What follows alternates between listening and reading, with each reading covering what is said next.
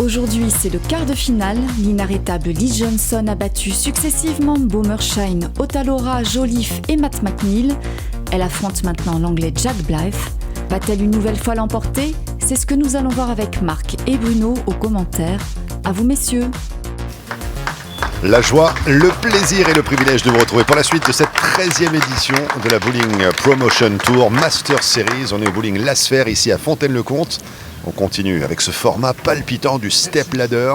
On va retrouver tout de suite Bruno Bidon, ancien joueur de l'équipe de France, premier joueur français à avoir évolué en PBA, mais on s'attelle maintenant au match du 7e tour, ce qui veut dire qu'on se rapproche de la super finale.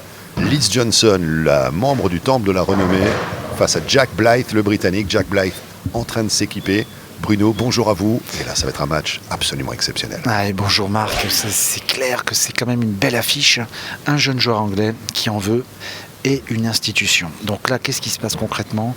Jack Blyth a très bien joué les 18 lignes de qualif. Il affronte Liz Johnson.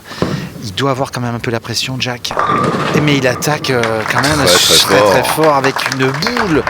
Écoutez, je vais vous dire sa vitesse tout de suite parce que là, il a envoyé une petite ogive. Je vais vous dire ça tout de suite. Il a joué à 29 à l'heure, Marc, quasiment. Alors ça donne une indication parce que Jack a un très haut backswing. Tout de suite, je vous parle un peu de technique. C'est-à-dire que la boule part très haut dans le dos et il a une fluidité au moment du lâcher qui est assez exceptionnelle pour un jeune joueur. Et il a beaucoup d'explosivité. Alors, on va voir la réponse maintenant de Liz Johnson. Oui, qui n'est absolument pas décontenancée par ce qu'elle vient de voir. Elle qui enchaîne les matchs, qui est là depuis plusieurs tours et qui enchaîne également les victoires. Voilà la réplique. Et tu pensais m'intimider avec ça? C'était la question d'ouverture et la réponse elle est là, la réponse. Elle a dit, je suis là mon petit gars, accroche-toi parce que je vais pas te lâcher.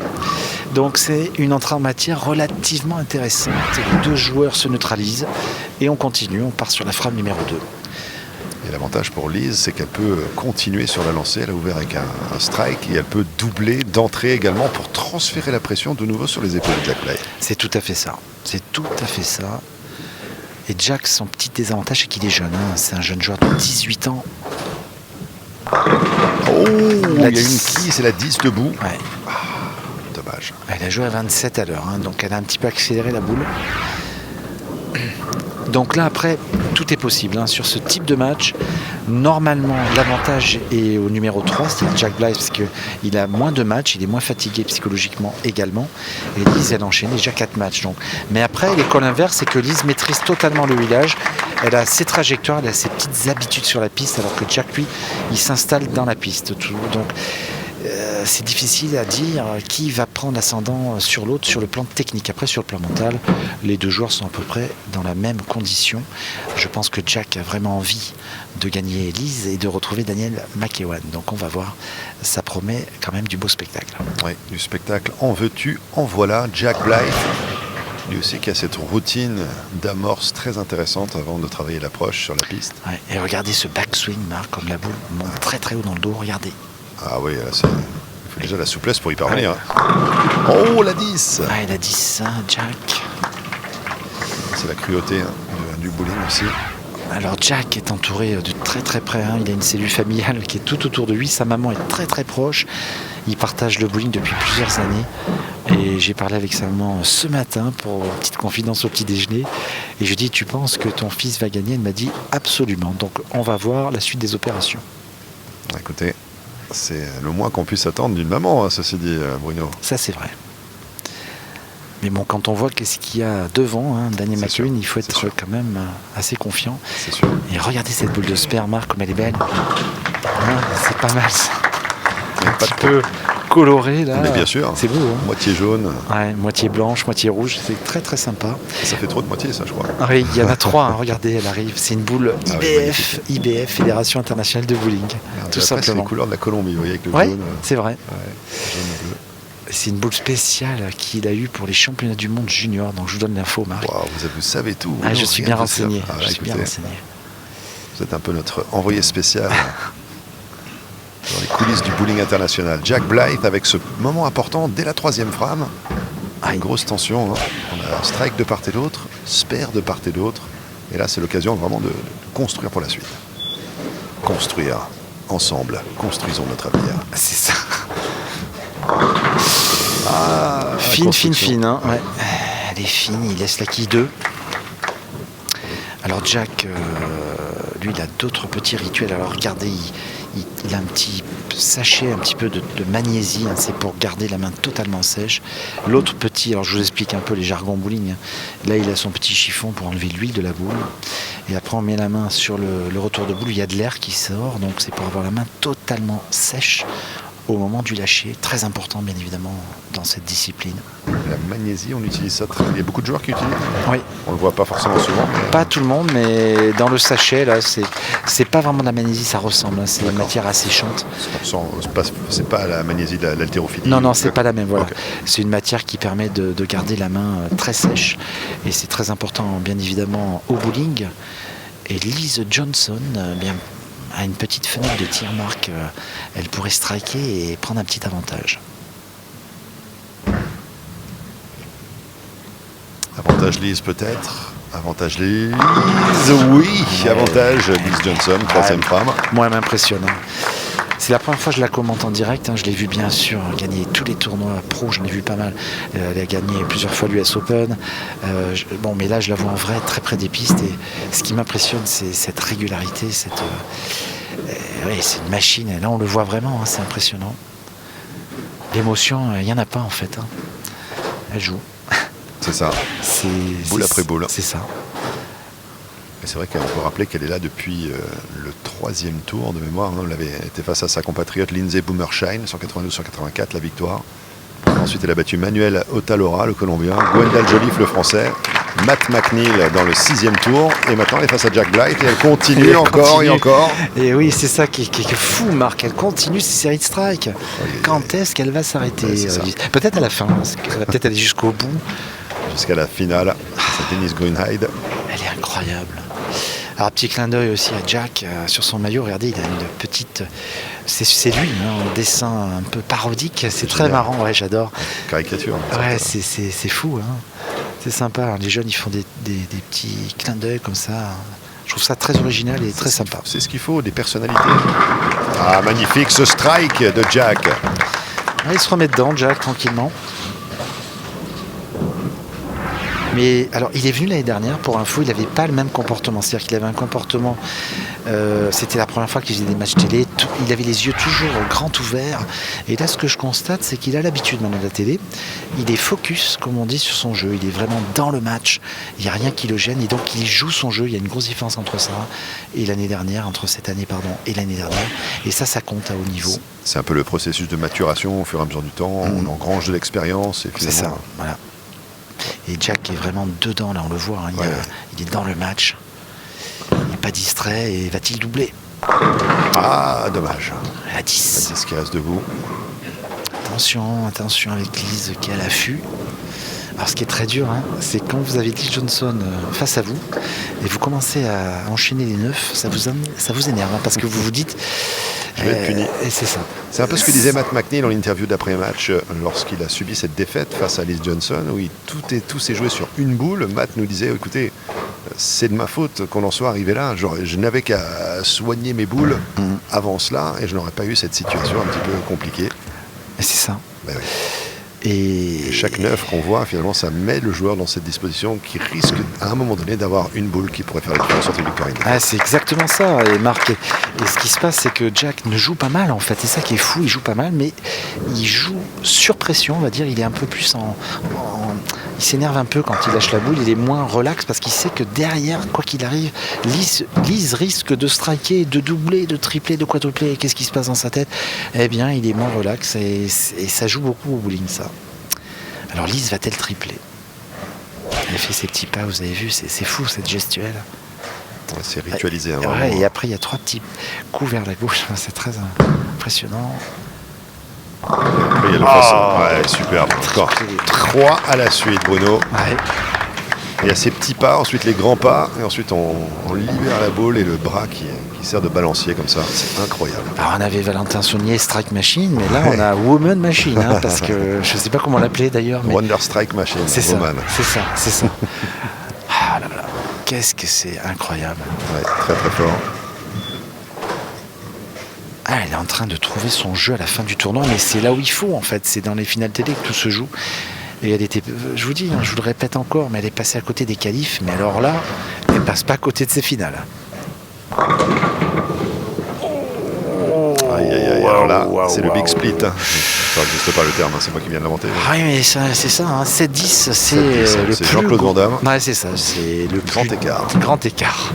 C'est le plus dur à faire. Alors bon, sur cette combinaison de quilles, c'est simple, vous tapez très très fort une de quilles, assez fine. On pourrait être c'est la première Open Frame, je crois, pour Liz Johnson de ce Master Series. Ah, vous pensez?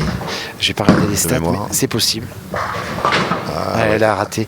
Et en fait, là, sur cette combinaison, vous tapez très très fort une des deux quilles légèrement à droite pour qu'elle aille taper le kickback sur le côté, qu'elle remonte sur la piste, mais il faut jouer très très fort. Elle a quand même joué à 31 km/h, mais ça n'a pas suffi. Et donc, on fait un petit point score, 126 à la 6. Et Jack revient. Il revient tranquillement. Alors, est-ce qu'il va revenir totalement? Je ne peux pas vous dire. Mais il revient. Écoutez, on va le découvrir ensemble, en tous les cas. Alors, Jack, frame 6. Ah, magnifique. Et là, c'est la force de frappe. Il sait qu'il a une occasion. Il a vu son adversaire peiner sur la frame précédente et il s'est dit c'est maintenant. Il bondit sur l'opportunité. Ah bah là, il se gêne pas lui non plus. C'est ça. Tous ces joueurs de ce niveau, là, ça y va de suite. Dès qu'il y a une fenêtre de tir, elle est pour lui. Il faut y aller. Un trou de souris, il faut s'immiscer dedans, il faut y aller. C'est ça. Aucune retenue parce qu'il y a déjà le triplet de retard, effectivement. Mais bon, avec le split de Lise, oui, ça va lisser un peu les choses. C'est-à-dire que s'il continue, s'il arrive à le doubler, il va revenir. Mais je ne veux pas me faire piéger avec les 8 quilles de bonus. Lise est déjà à 134. Ouais, c'est ça. Attention. Lui, il va être qu'à 119 s'il fait un spare. Il est encore derrière. S'il fait un doublé, il revient. Voilà. S'il fait le strike, il revient dedans. Mais il faut ce strike à Jack. Ouais, malheureusement, là on est loin du compte. Hein. Alors vous savez comment on appelle cette petite combinaison de quilles? Le bucket. C'est 4 quilles. Et il n'est pas facile à faire parce qu'il y a la quille qui est derrière, vous voyez. Et il faut vraiment mettre la boule parfaitement entre les deux premières quilles, à droite ou à gauche, pour le réaliser. Si vous arrivez fin, vous laissez la quille qui est tout au fond. Et il n'est pas facile à faire ce spare. Le bucket. Le bucket. Le saut. Ouais. Alors Jack, il ne faut pas trembler sur ce spare. Il a pris l'option de la boule de strike, c'est tout à fait ça qu'il faut faire. Il faut jouer avec un petit peu d'effet, et c'est ce qu'il fait. Bien joué, Jack. Ah, ça lui permet de rester dans le match.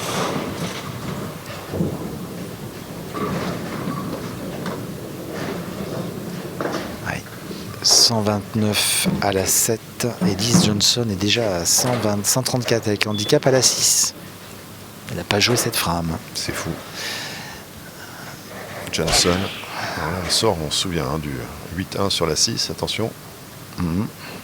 Open frame sur la 6. Lise est bien capable de le mettre. Oh, belle boule, belle boule. Ouais, belle boule, très très belle boule. Je l'ai vu à la pause, je l'ai vu à la pause, hein, Marc, elle joue très très bien là, elle a un petit peu ralenti la boule, je pense on va regarder la vitesse. Et la boule a plus de révolution, c'est-à-dire qu'elle tourne plus sur elle-même. Et regardez, 25-75. Oui, 25-75, c'est ça. Et donc elle a ralenti un peu parce qu'elle jouait à 27 tout à l'heure.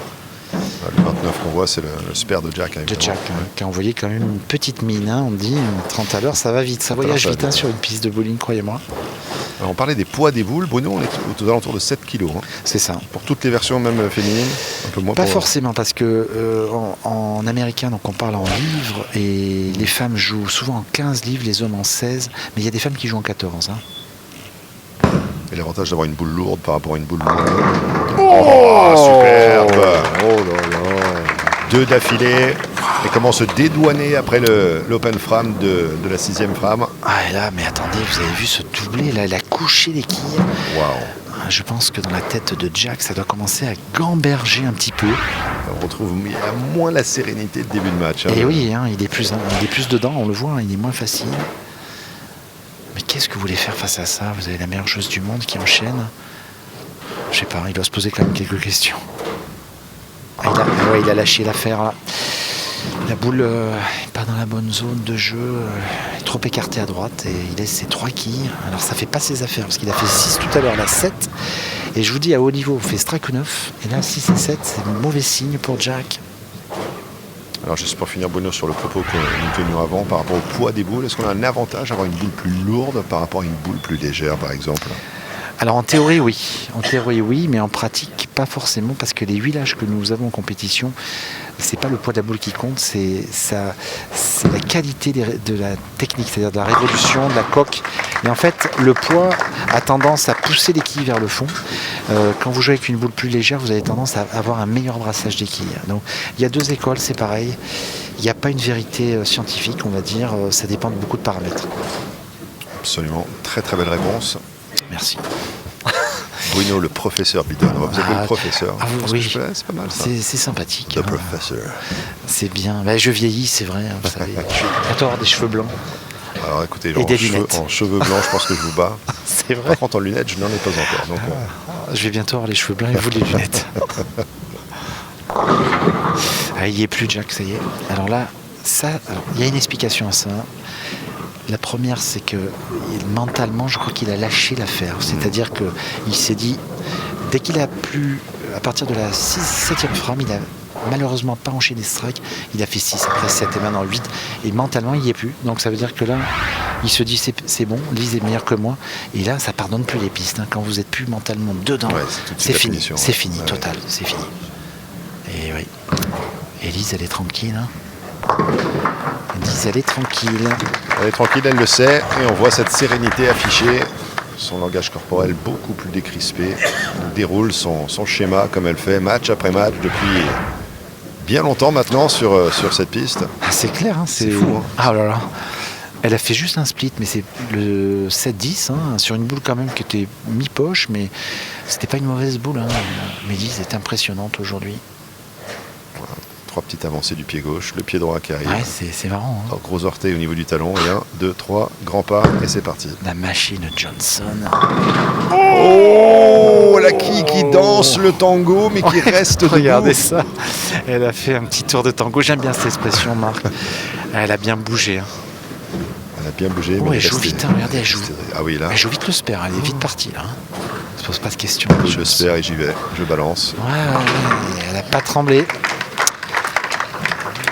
Sur la Foundation Frame, elle fait le spare, malheureusement.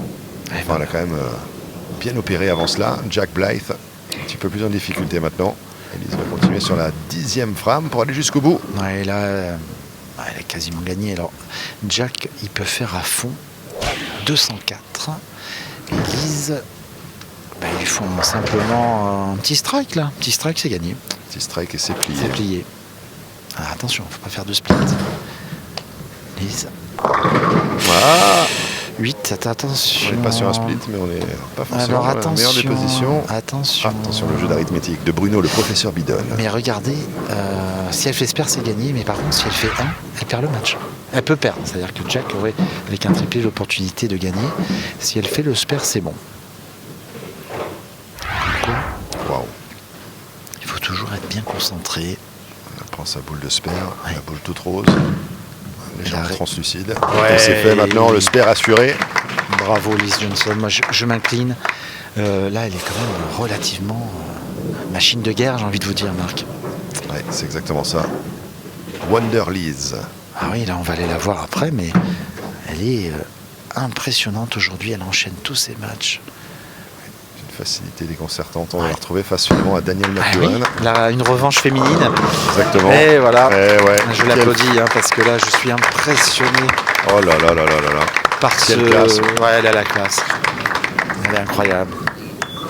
Incroyable talent, incroyable démonstration, année après année, tournoi après tournoi, la meilleure de tous les temps, 25 titres PBA, elle continue comme ça à terrasser l'adversité. Elle veut gagner le Promotion Tour, peut-être. Exactement. En De tout cas, s'installer à jamais dans ouais, l'histoire c'est du ça. Promotion Tour. Alors Jack, bon, ça compte pour du beurre, hein, comme on dit, c'est beau. Est-ce qu'il va faire strike du coup? Non. Ah bah si, Ah bah si. Il est relâché, il fait strike. Regardez, il a le sourire d'ailleurs. Ah oui. Ah, c'est fou, hein, le bowling, hein, Marc. Ah, je suis complètement d'accord. On se demande même pourquoi on donne 8 points d'avance. Il faudrait donner 8 points d'avance aux adversaires de Lise Johnson, Peut-être, quels hein, qu'ils soient. c'est une réflexion qu'on est en train de se poser. On va peut-être donner 8 quilles pour les garçons finalement. Et finalement, Je vais face lui à dire Daniel à Lise. McEwan, il n'y aura pas d'avantage de 8 quilles. 221 le score final donc pour Lise Johnson et Jack Blythe Allez Jack, qui a striké sur la première boule de la 10e frame. Allez Jack, il va peut-être le mettre. Bah, c'est Deuxième bien. aussi. Bien, bravo Jack. Il y aura une toute dernière boule pour sauver l'honneur avant de tirer sa révérence. Il est passé, il est venu, il est repassé. C'est ça. Mais face à Lise, c'est quand même problématique. Alors là, je pense que face à Daniel, ça va pas être la même histoire. Elle a du très très lourd en face. Ça va être très intéressant d'ailleurs, cette confrontation Lise-Daniel. La dernière boule de Jack. Et on encourage Jack Blythe pour la libération de sa dernière boule du match. Est-ce qu'on finit avec un strike? Oh non. 7 termine à 201. 201, ouais. Donc 20 points d'écart quand même. Et Lise Johnson, 221 avec handicap, Marc. Wow. Beau match en tout cas. Hein. Très beau match.